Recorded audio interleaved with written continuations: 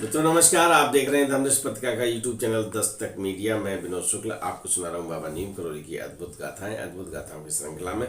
आज हम आपको लिए चलते हैं चर्च लैन, जहाँ महाराज जी बैठे हुए हैं, भक्तगण बैठे हुए हैं। भक्तगण अपनी समस्याएं बता रहे हैं, महाराज जी उनका निदान कर रहे हैं, प्रसाद वितरण हो रहा है। सुधीर दादा भी अपनी तौलिया डाले हुए खड़े हैं।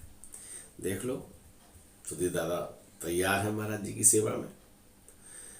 बातचीत भक्तों के बीच चल रही है और उसी समय एक युवा भक्त केसरवाणी का आगमन होता है और केसरवाणी एक नौकरी की तलाश में है।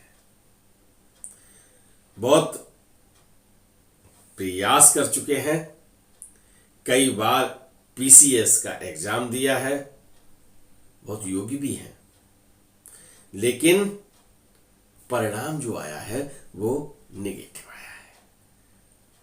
परीक्षा में पास नहीं हो पा रहे हैं। तो केसरवाणी ने जैसे ही सिर नवाया, महाराज जी की तरफ देखा, सिर नवा के बोले, एक्साइज इंस्पेक्टर हो गया तू तो।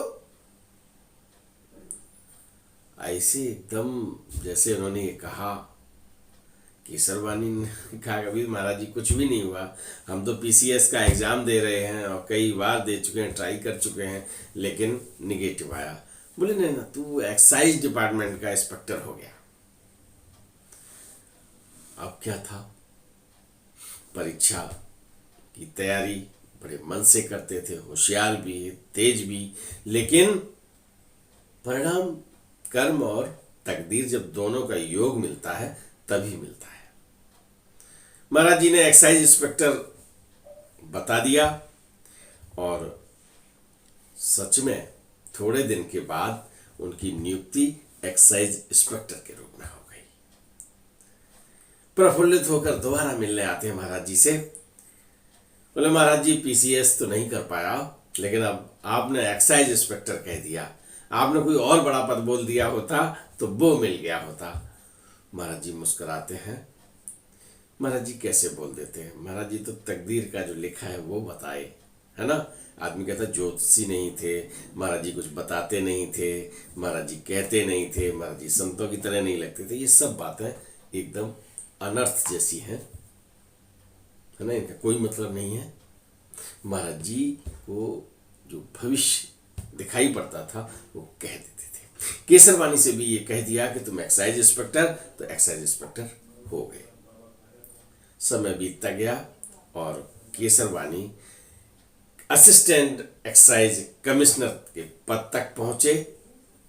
पीसीएस लेवल का अधिकारी जहां वहां तक जाता है, तो असिस्टेंट एक्साइज कमिश्नर बने, क्योंकि वो उन्हें प्रोन्नति मिलती रही, प्रमोशन मिलते रहे और अपने जीवन में जो पीसीएस डायरेक्ट नहीं कर पाए थे, तो पद के द्वारा वहां पर पहुंचे।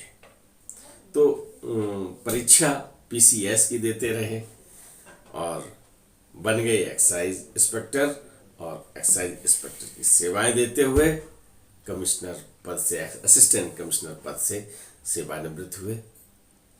महाराज जी की कृपा जिस पर रहती है तो सपने भी उनके पूरे होते हैं। केसरवाणी हमेशा महाराज जी की बातें किया करते, महाराज जी के बारे में बताया करते कि हम पूरे श्रद्धा भक्ति भावना से जाते थे, लेकिन उन्हें जो आशीर्वाद दिया, आशीर्वाद भी महाराज जी पात्र देख के और तकदीर का लेखा देख के दिया करते थे।